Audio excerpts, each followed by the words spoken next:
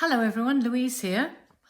I'm going to read you chapter 3 of my Idiot's Guide to Magic book. I've already recorded the introduction and chapter 1 and 2, and this is chapter 3 for you, and I hope you enjoy it. So chapter 3 is entitled, What Are You Focusing On? Welcome to chapter 3. In this chapter, we're going to be looking at how we know where we are focusing. This involves a little bit of fun and funky information about consciousness. It's important to understand the way your consciousness operates if you want to make changes in your life. It's like understanding the operating system on your computer. Without having a basic understanding, it is almost impossible to make changes.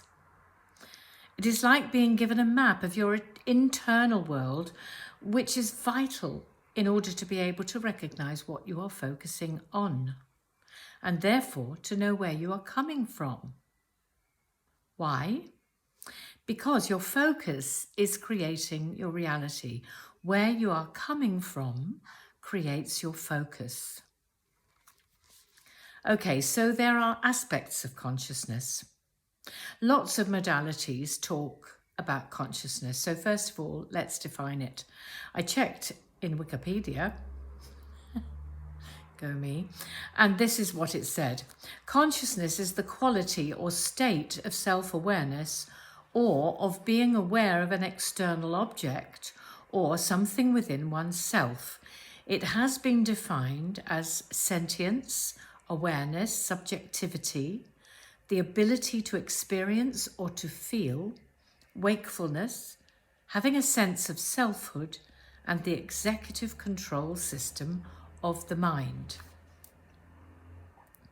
So basically, what I understand it as saying is that consciousness describes how we know things, whether it be about ourselves, an object, or an experience.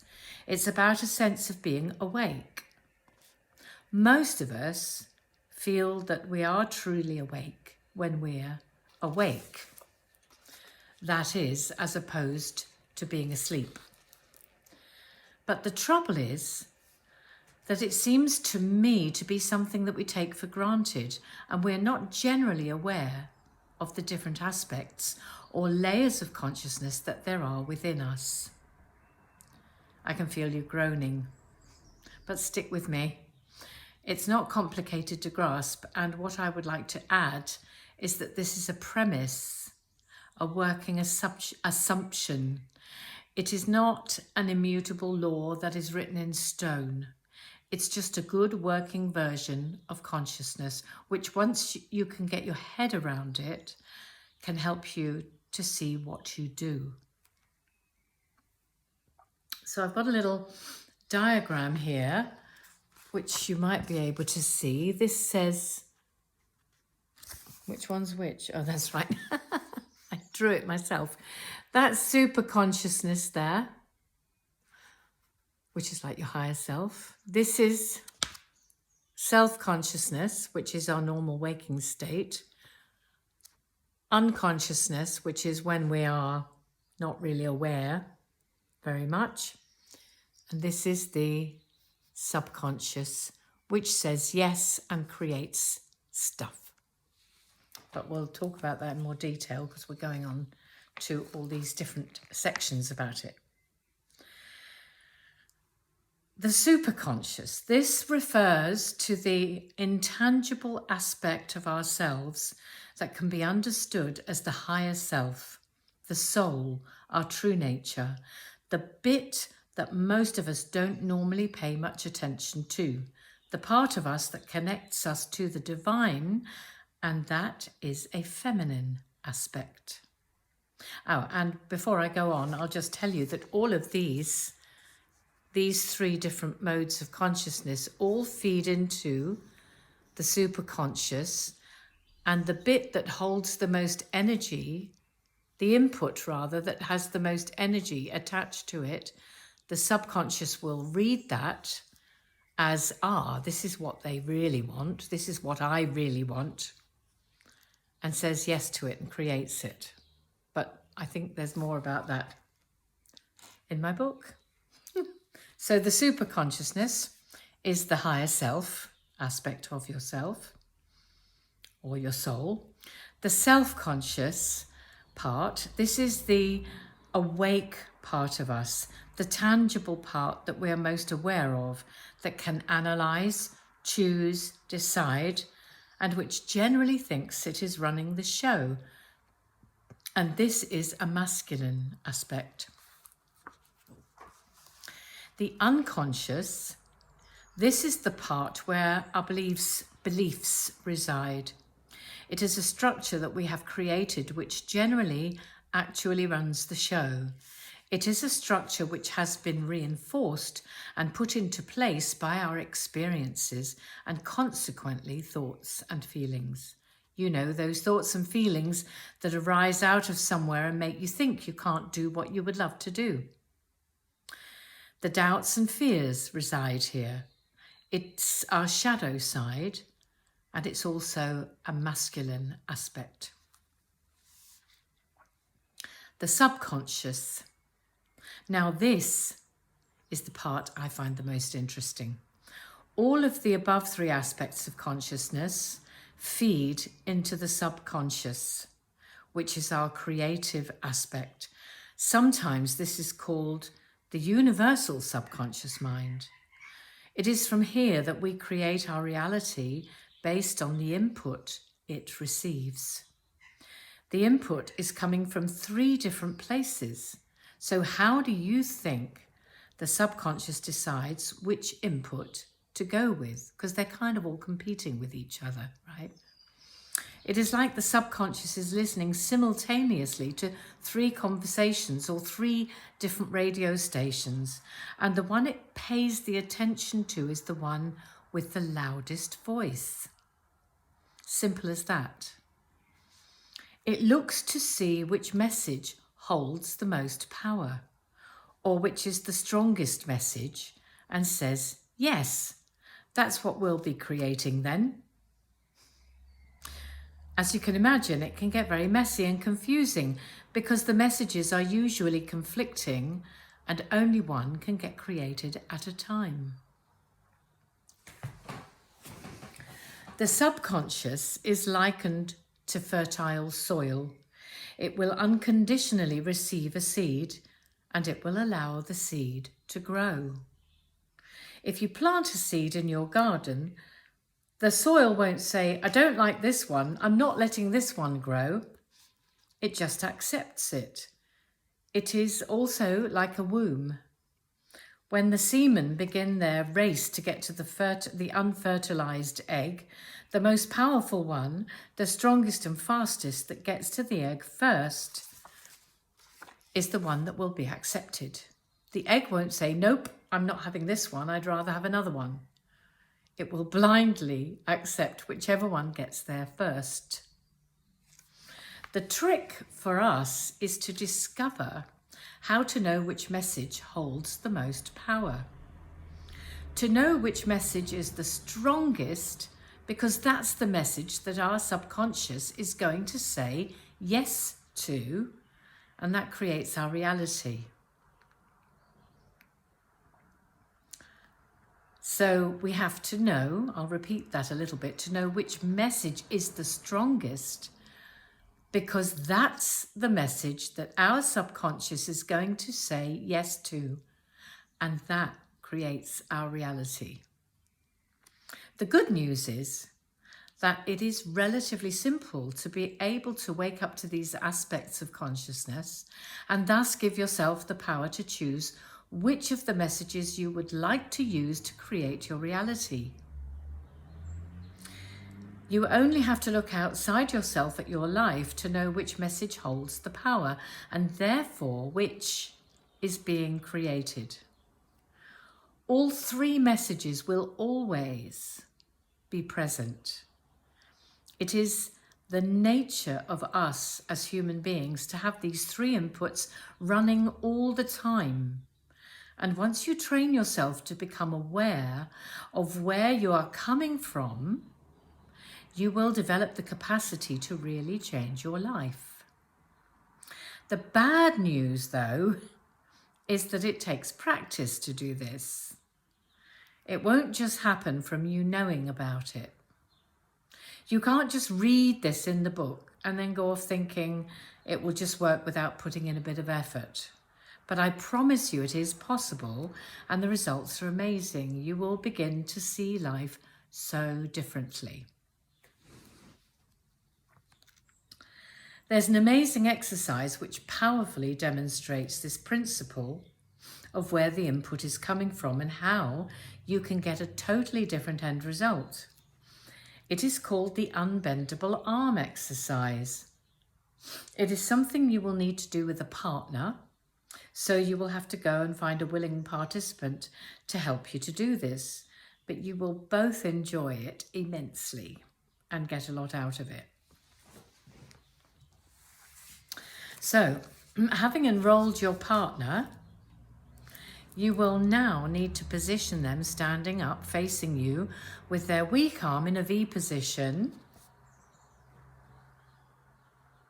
like that,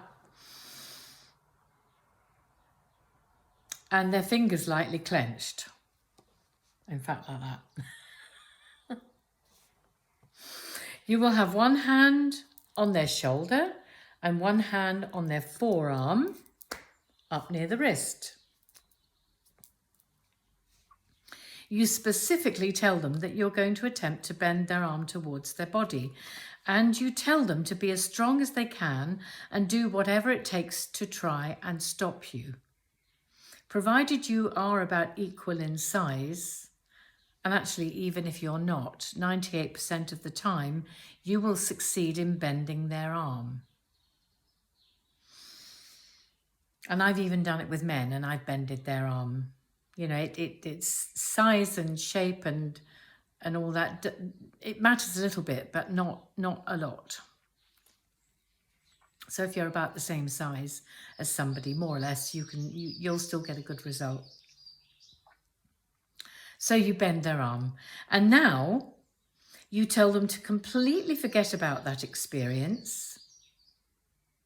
And you do the exercise again, but this time you change the instruction. You tell them to hold their fingers straight and to focus on a point that is in line with their fingers. So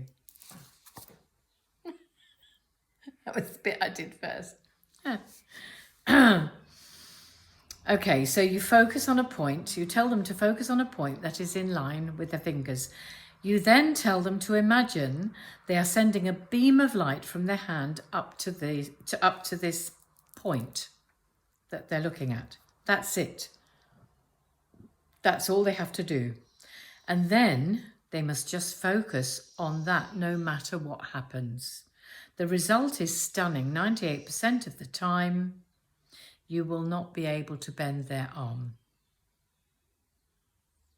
And I have done that exercise myself with a man, and when I'm actually just focusing on the light coming out of my fingertips, and that's all I'm focusing on, even a man could not bend my arm. That's for real. So it's pretty cool.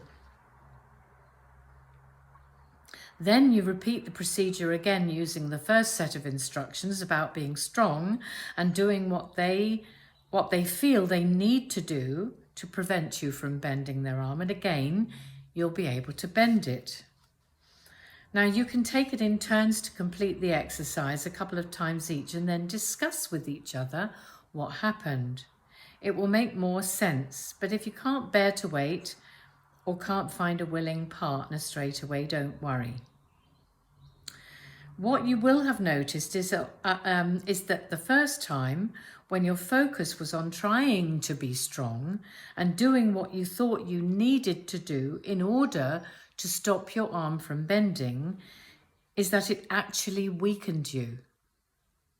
So when you're trying to be strong and doing what you feel you need to do in order to stop them, it makes you weaker. You were focusing on trying to prevent something which has the effect of weakening you. By focusing on being strong, you made yourself weak. You were being process orientated.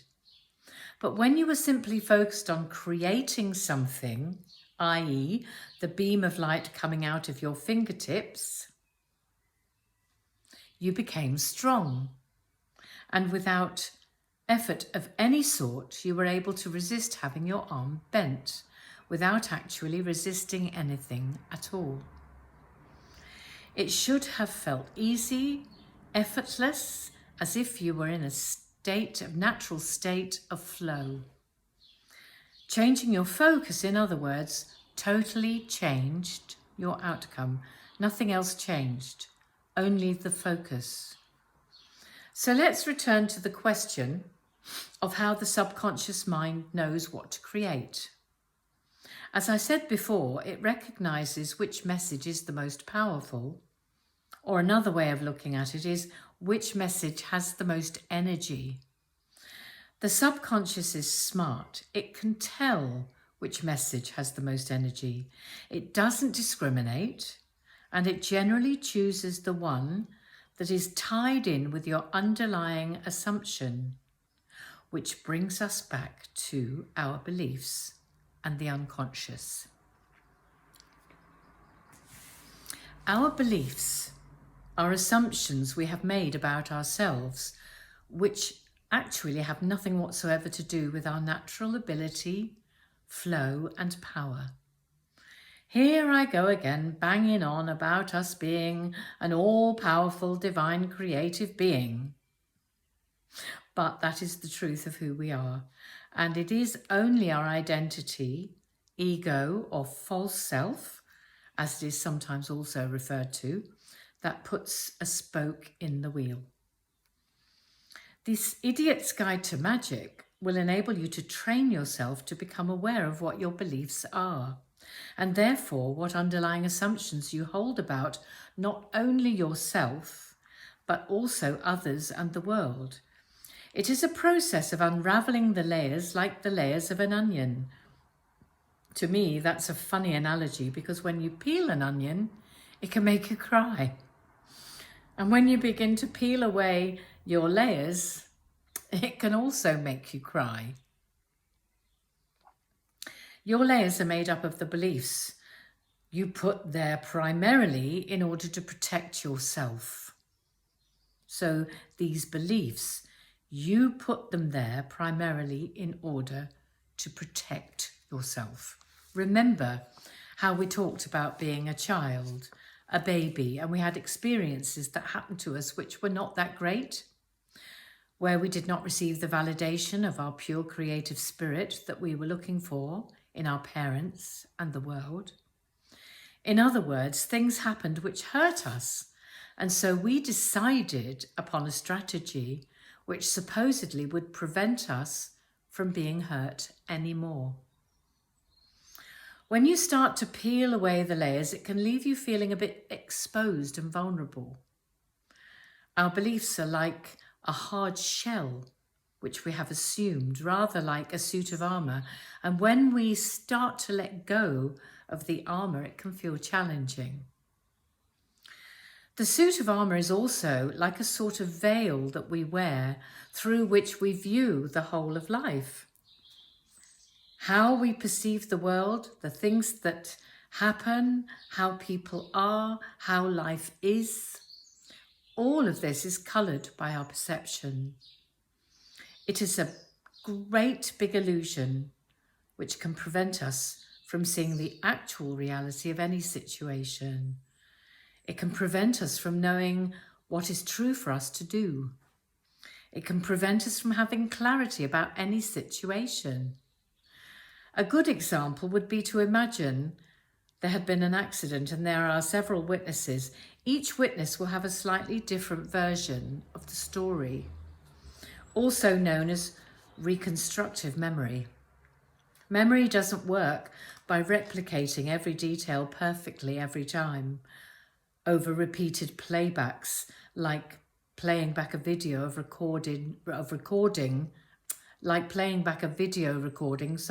of events that happened. Human memory is such that it does not play back events without a subconscious bias in the interpretation of events.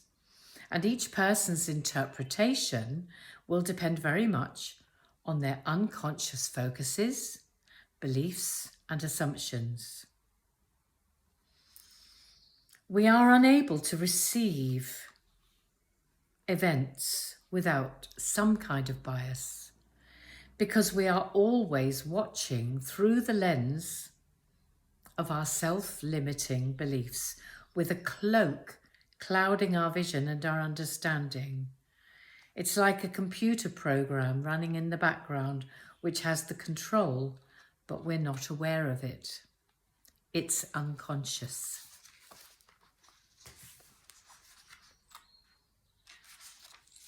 However, getting back to peeling away the layers, nothing worth doing is without its challenges, is it? We need to look at the pain these beliefs and assumptions bring us and see the truth of what it is, which is basically a story that we've created about ourselves. Just a story.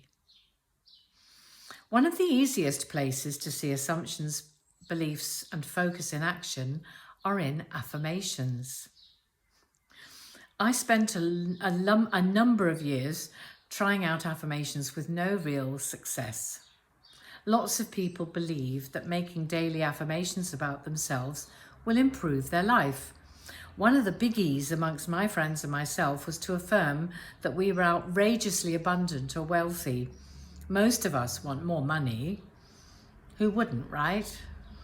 So we used to put up signs in our houses saying things like the unlimited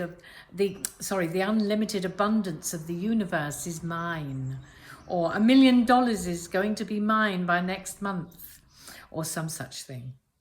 Let me just say before going on that I'm not saying that the unlimited abundance of the universe is not available to each and every one of us. What I am saying, though, is that only someone who struggles with making money, who holds a belief about not being worthy of having money, or perhaps not being capable of earning a lot of money, would feel led to make such an affirmation. You can't make an affirmation and expect it to work without looking at the underlying assumption or belief. As I hinted at before, I have a huge belief that I can't be rich, that money is hard to come by, and that I am not lucky enough to have it.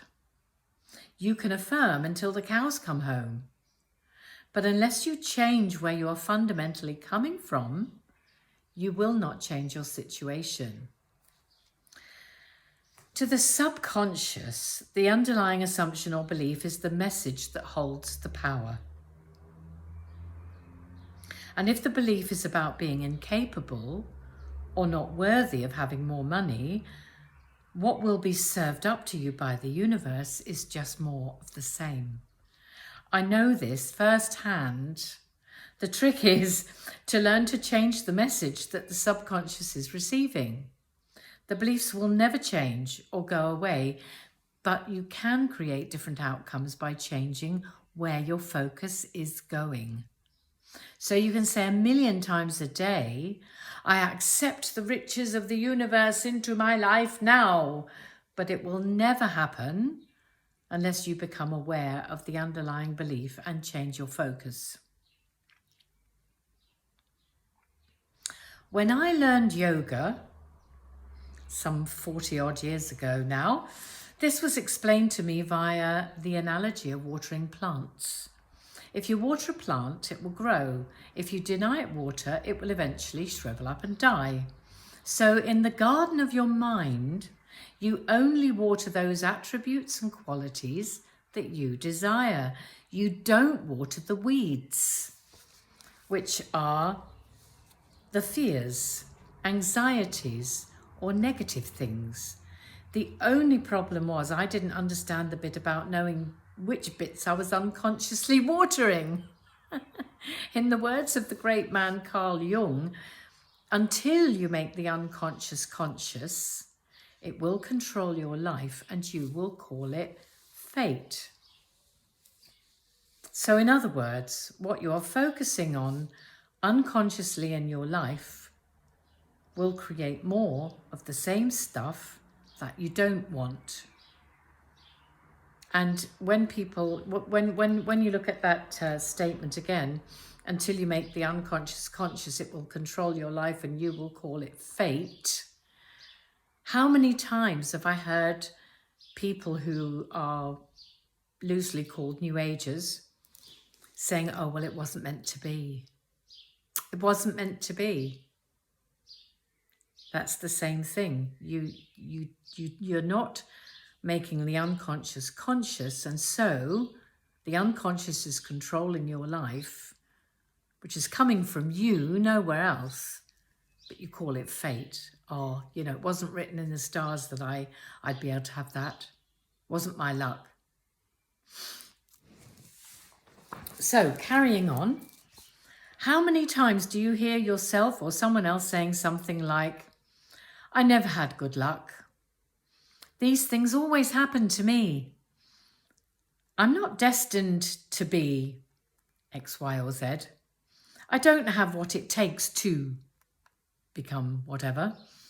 I always wanted to, but, etc., etc. We think we know what we're focusing on, but the unconscious focus is always the one that holds the power. Specifically because it is just that, unconscious. We don't see it. And I'm digressing from my book a little bit here, because what the unconscious is like, or consciousness, if you think of unconsciousness and consciousness in general, those different sorts of consciousness that I introduced a little way back, it has been likened to me in recent years, and I really love this analogy, as being like an iceberg. And when you see an iceberg in the sea, all you can see above the water level is about 5% of the size of the iceberg, and 95% of it is below the surface. And that is a bit like the unconscious mind. It's huge and it's hidden from us. Oh dear. So, where did I get to? So we think we know what we're focusing on, but the unconscious focus is always the one that holds the power, specifically because it is that. It is just that, unconscious. We don't see it because it's hidden below the waterline. It's possible to learn to be able to see it, but the majority of people in the world simply don't. They blame others. They blame the world, circumstances, the government, their parents, their upbringing, their education, and the list goes on and on. It is as if, metaphorically speaking, we're standing outside in our gardens, blindly watering the weeds, and then wondering why the flowers aren't growing and why the weeds won't go away. Just have another sip of water.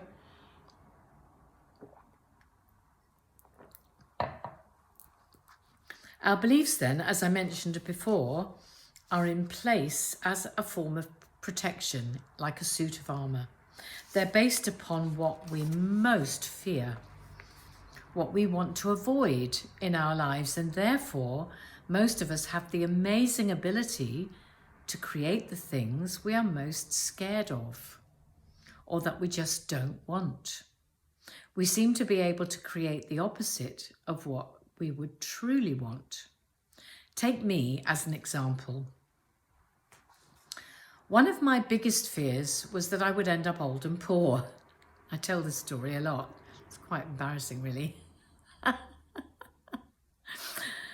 So, I have big beliefs around not belonging, not being good enough, not worthy, and being powerless. They have lurked in my unconscious all my life, having been formed when I was a small child. Even though I am an extremely talented person, and have a world-class operatic voice, as I have previously mentioned, I think, maybe. I never made a huge success in my career. I knew what I wanted. I knew I wanted to be a famous singer with all the trappings that come with such a life. But underneath the surface, these beliefs were running, which I was completely unaware of. I had always looked at what other people had and had felt that I would never be that fortunate. I felt like I was always looking at life from the outside in, like they had something that I would never be lucky enough to have. I didn't realise that my focus was on my unconscious beliefs, and what I created was frustration and disappointment. I was somehow not achieving the dizzy heights I aspired to with the talent which I possessed.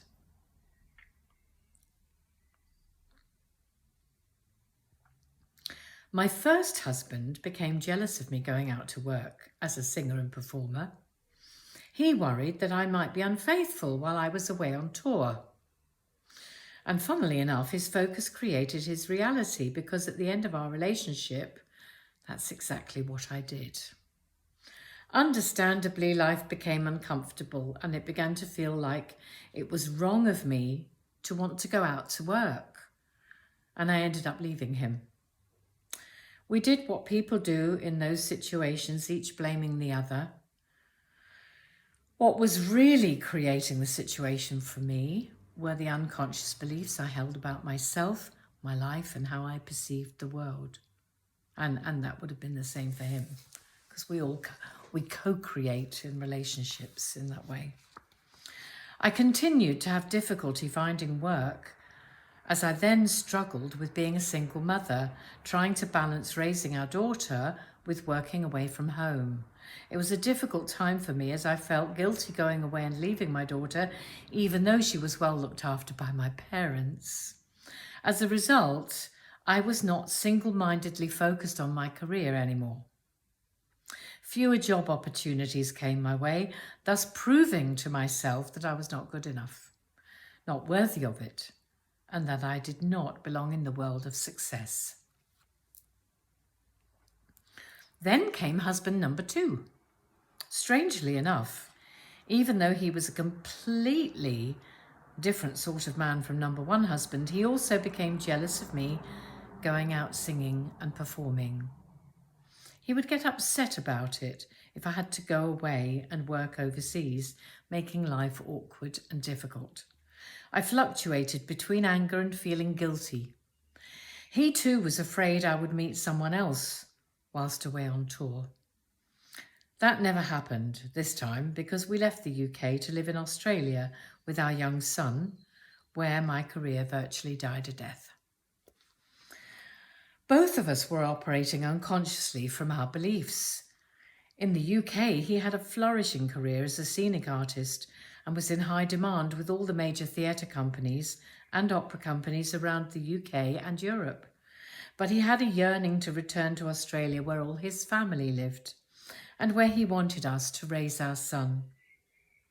We settled in a hinterland area of the Sunshine Coast in Australia, where the job opportunities for people with our talents were not abundant. Well, in fact, they were non-existent, really, almost. What we managed to create, therefore, was a situation where work was difficult to find, and gradually our life disintegrated into disarray. We got into debt, lost our home, split up, and lo and behold, I was faced with the reality of being old and poor, which is what I was afraid of in the first place. You can't make it up, it's poetic. At the age of 54, I was at the time, I had lost virtually everything: my home, my career, my husband, and my family. It was a spectacular readout of where my focus had been going. I'd created all the things that I most feared. Then the icing on the cake came a few years later when I had managed to acquire some funds through the death of my mother, who left me some money. I invested these funds in something that turned out to be unreliable, and I also managed to lose most of that. Wow. You know, talk about skillful creating. Not exactly creating what I would have loved, but creating what I was most fearful of. And that was where my focus was going. Do you see? I was focusing not on what I loved, but on what I was afraid of, unconsciously. Anyway, back to the chapter. Amazing, hey? To think I've lived all this time and I've only just got to grips with how I created my own reality and how I have been solely responsible for everything that has happened to me. Responsibility is very important, taking responsibility. But this awesome realization has also given me the freedom now to create the reality I would love to have in my life, and it is beginning to take shape nicely. It's only when you can own your own power and realize that you create it all, the good, the bad, and the ugly, that you can finally begin to realize your dreams. And I'm happy to be able to offer you the benefit of my experience to help you create your dreams and the life you would love to live. No matter what age you are, you can still do this.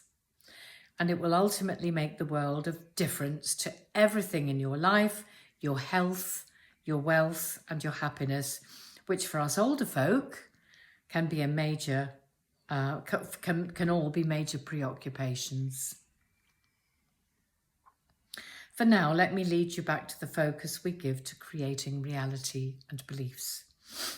The really good news is that you don't have to fix anything about yourself. You don't have to fix anything. In popular psychology, personal development, and other modalities, the focus has been mostly to go back to the past and heal things, do clearings, discover where things have come from, and make things all better. People discover they had incidents in their childhood and endeavour to fix what they now perceive is wrong with them. That never ever works very well. I'm not saying that it's not important to heal, but it's a question of remembering that what you water grows and what you deny water dies. And it's the same with your stuff from the past. If you give it extra focus, apart from the unconscious focus it already receives, then all you're doing is reinforcing it, making it important. But in reality, it's not important at all. The past is over. The past is over. Now is the only moment you have. And from now, you can focus wherever you choose. Wherever you choose. Yes, it is important sometimes to go back and see what happened that created a belief that you hold, so you are aware of how you formed it. But all you need to do is acknowledge it and learn to refocus on what is your truth and what you would love. It is so cool that we don't need fixing, that we're not actually broken, that we're already complete and perfect as we are, and that all we have to do is to learn to change our focus from where our beliefs take us to what we would really love, what is in our heart, and what we as divine creative beings came here to create. Does that sound good? Read on to see how this works. And so that is the end of chapter 3 about what you're focusing on. And in chapter 4, we're going to look at what would you love and what is in your heart. So I'll see you next time with chapter 4. Thank you very much for listening. Do like and share if you like it. If you like it, yes, like it. But if you don't like it, I shan't mind if you don't like it. But like and share if you do like it. Or if you feel like it. Thank you so much, and over and out for now.